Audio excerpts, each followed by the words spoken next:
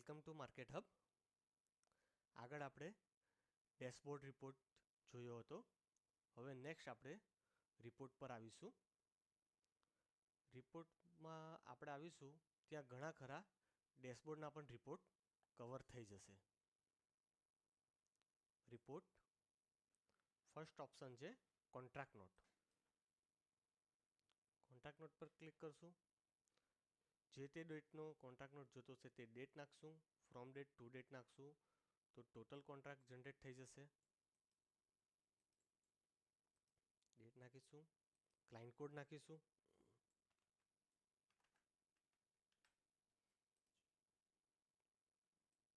PDF generate કરીશું.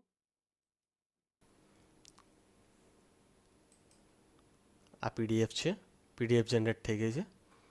આ એમનો કોન્ટ્રાક્ટ છે જે ડિટેલમાં trade number, order number, date, trade time totally detail cover થઈ જશે અને કોન્ટ્રાક્ટ નોટ કમ્બાઈન આવશે.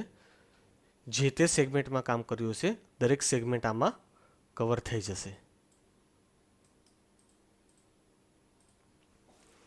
Next equity bill summary. Exchange select કરીશું.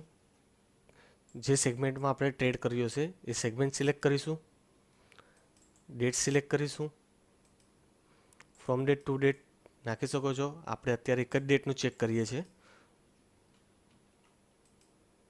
ક્લાયન્ટ કોડ નાખીશું, વ્યૂ કરીશું તો વ્યૂ થશે.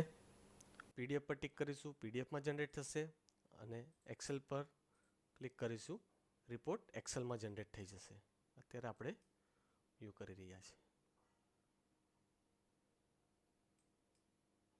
સોરી.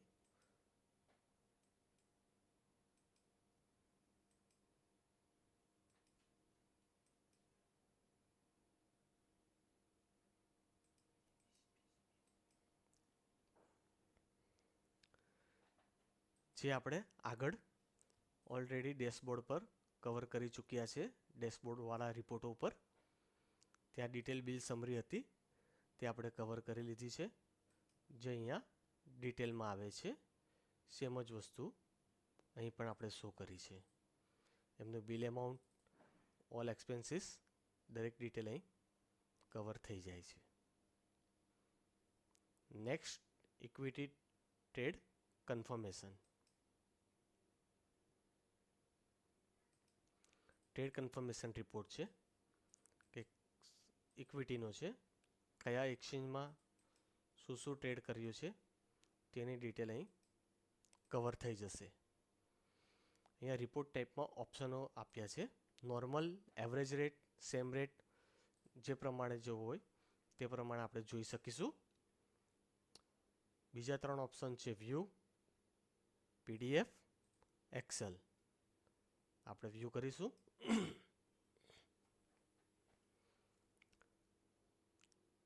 ટ્રેડ કન્ફર્મેશન ડિટેલમાં ટ્રેડ નંબર જે એટલે જોબિંગ રહેશે એટલે કે ઇન્ટ્રાડે, અને ડી મતલબ ડિલિવરી. કેટલી ક્વોન્ટિટી બાઇંગ છે, કેટલી સેલ છે, એનો rate, buying value, cell value, net value. Next equity transaction ledger.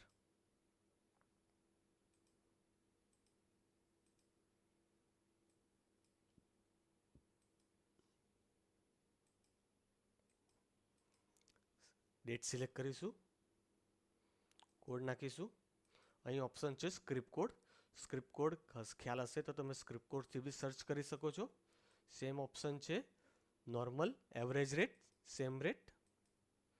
ઠીક છે. અહીંયા ઓલ રિપોર્ટ આપ્યો છે.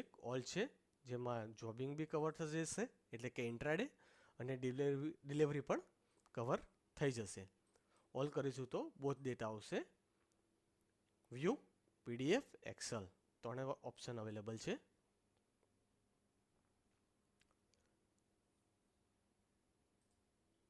ઇક્વિટી ટ્રાન્ઝેક્શન લેજર, આને આપણે સોદા સમરી પણ કહી શકીએ છીએ.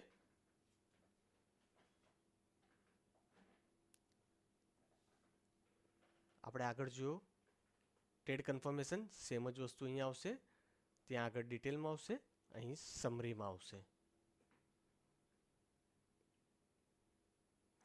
નેક્સ્ટ ડેરિવેટિવ બિલ સમરી, જે આગળ આપણે ડેશબોર્ડ રિપોર્ટમાં પણ કવર કરી ચૂક્યા છે. એક્સચેન્જ સેગમેન્ટ, ડેટ સિલેક્ટ કરીશું, કોડ નાખીશું, 3 ઓપ્શન છે, વ્યૂ, પીડીએફ, એક્સેલ. આપણે વ્યૂ કરીશું. હમણાં કહ્યું તે પ્રમાણે આગળ ડેશબોર્ડમાં પણ આપણે આ સેમ રિપોર્ટ કવર કરી ચૂક્યા છે. Future value, option value, gross value, bill amount, brokerage, બાકી બધા એક્સચેન્જના ખર્ચાઓ કવર થઈ જશે અહીં. Next equity bill,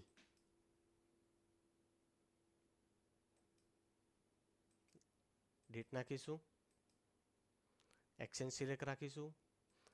2 option available છે, ડિટેલ, સમરી. આપણે ડિટેલ કરીશું, PDF,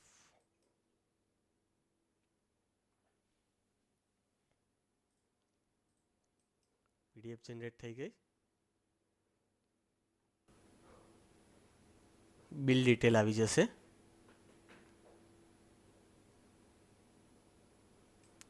cell, buy, trade date, pay in date, amount, expense, net amount.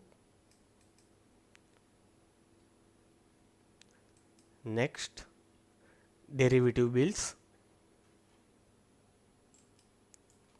Date નાખીશું, સેગમેન્ટ સિલેક્ટ કરીશું. અહીં પણ 2 ઓપ્શન છે, ડિટેલ, સમરી. ક્લાયન્ટ કોડ નાખીશું, પીડીએફ ઓપ્શન અવેલેબલ છે.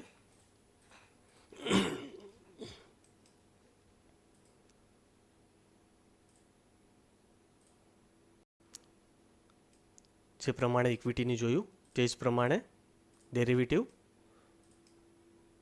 Trade date, pay in date, sell, buy, detail,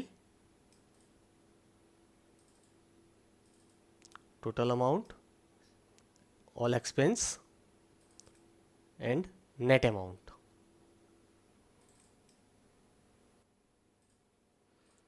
Next equity P&L report, code નાખીશું, view કરીશું. આ સેમ રિપોર્ટ આપણે ડેશબોર્ડ રિપોર્ટ પર પણ કવર કરી ચૂક્યા છે. Capital gain, long term, short term, plus પર ટિક કરીશું તો ડિટેલમાં આવશે. જોબિંગ એટલે કે ઇન્ટ્રાડે, હોલ્ડિંગ, જે હોલ્ડિંગ એકચ્યુઅલી નથી, નોશનલ ડિટેલ છે. આ જે અહીં બાઇંગ કરી હશે તેની ડિટેલ આવી હશે. દાખલા તરીકે તમે કોઈ સ્ક્રિપ્ટ બાઇંગ કરી છે અને ઓફ માર્કેટ એને કશે બીજી ડીપીમાં ટ્રાન્સફર કર્યો છે તો અહીંયા એ ક્વોન્ટિટી ઓપન જ બતાવશે, એ ક્લોઝ નહીં થાય. એટલે હોલ્ડિંગ નથી, હોલ્ડિંગ રિપોર્ટ્સ અલગ જ છે, જે આપણે ડેશબોર્ડ પર પણ કવર કરી ચૂક્યા છે અને નેક્સ્ટ રિપોર્ટમાં પણ આપણે કવર કરીશું. 3 ઓપ્શન અહીંયા પણ છે, એક્સેલ અને પીડીએફ અને વ્યૂ આપણે કર્યું છે. Next client global net position,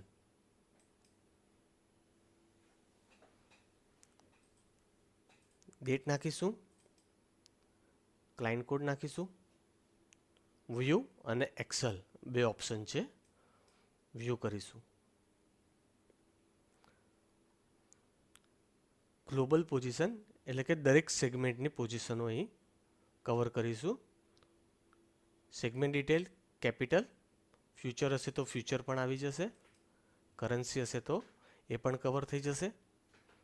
security name, open quantity, open rate, buying quantity, buying rate, sell quantity, sell rate, net quantity, net rate, net amount અને ક્લોઝિંગ રેટ.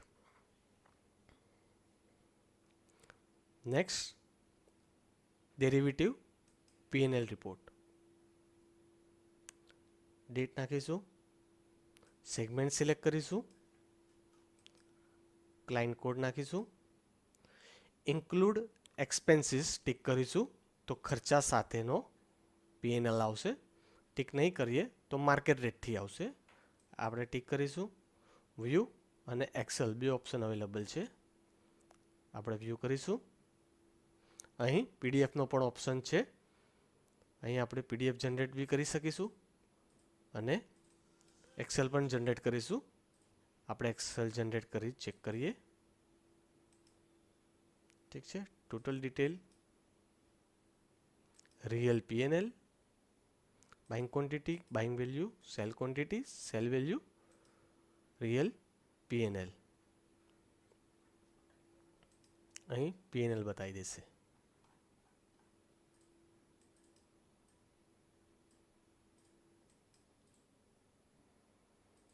રિપોર્ટ પાર્ટ આપણો અહીં સમાપ્ત થાય છે. નેક્સ્ટ આપણે બીજા રિપોર્ટ કવર કરીશું. Thank you.